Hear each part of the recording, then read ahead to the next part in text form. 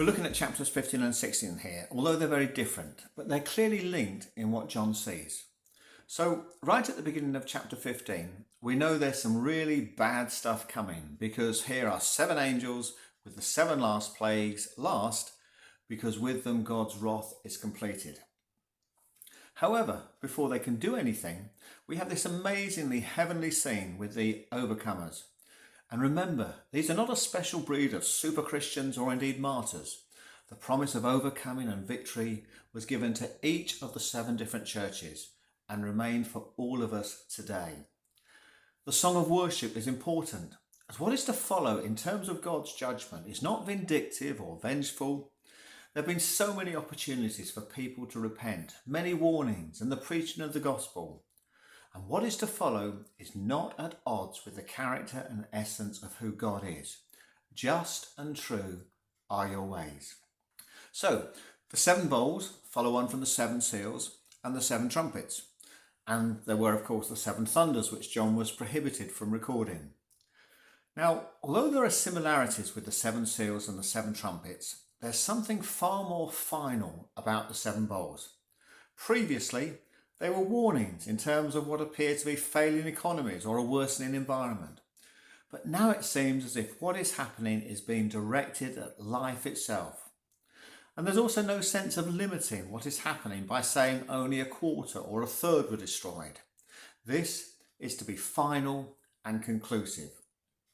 And again, we can see the first 4 bowls as reflecting different aspects of what is going on rather than a timeline of events. Life itself is collapsing as land and sea, water and light, the world as we know it, is under God's judgment. But then the 5th bowl strikes at the very heart of this earthly kingdom. For ultimately, it's not about people or their rulers or the state, it's the spiritual forces that are behind it. And so the 5th angel poured out his bowl on the throne of the beast, and its kingdom was plunged into darkness. Like the plagues in Egypt, there's a hardening rather than a softening of heart towards God. Well, the 6th and the 7th bowls then bring us to the end. Well, the 6th bowl is almost like an act of self-destruction.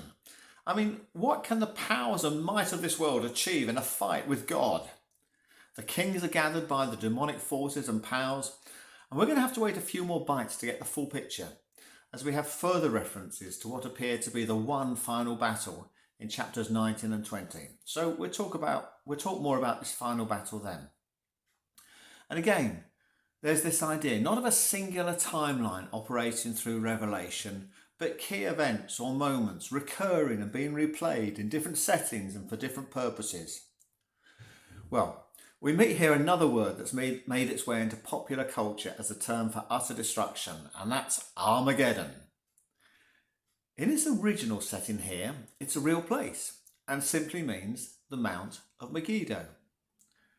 There are minor references to it in the Old Testament as the scene of various battles, one of which is recorded in Judges 4 and 5, where God draws the Canaanite enemies to the very same place and then delivers them into the hands of Deborah and the Israelite army. And similarly, the kings are gathered together in Revelation and, well, spoiler alert, similarly, they're going to be defeated. So, is Armageddon literal or representative? Well, Revelation becomes quite problematic if one's approach is to arbitrarily decide for each thing that emerges whether it's to be taken literally or representative. There has to be consistency, and we've nailed our colours to the symbolic or representative mask, so we must stick with it. Well, we'll learn more about this final battle later when we meet it again in chapters 19 and 20, so more to come on this important event. And then finally, there's the key message to believers within the events of the 6th bowl. Look, I come like a thief.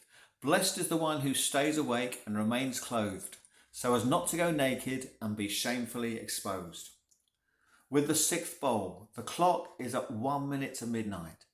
And this message is exactly what Jesus has taught in his parable on the 5 wise and 5 foolish virgins in Matthew 25, with its ending sentence of, therefore, keep watch, because you do not know the day or the hour.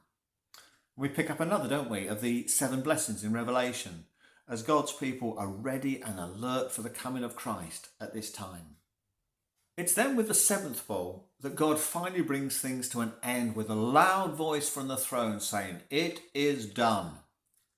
Not for the first time, and actually not for the last time. We have a graphic description of the ending with the mountains and the islands fleeing exactly the same as at the end of chapter 6. It's the same ending, isn't it?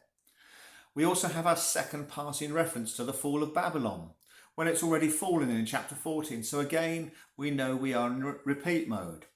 But we'll learn a lot more about the significance of Babylon, as that is the subject of the next chapter and our next bite.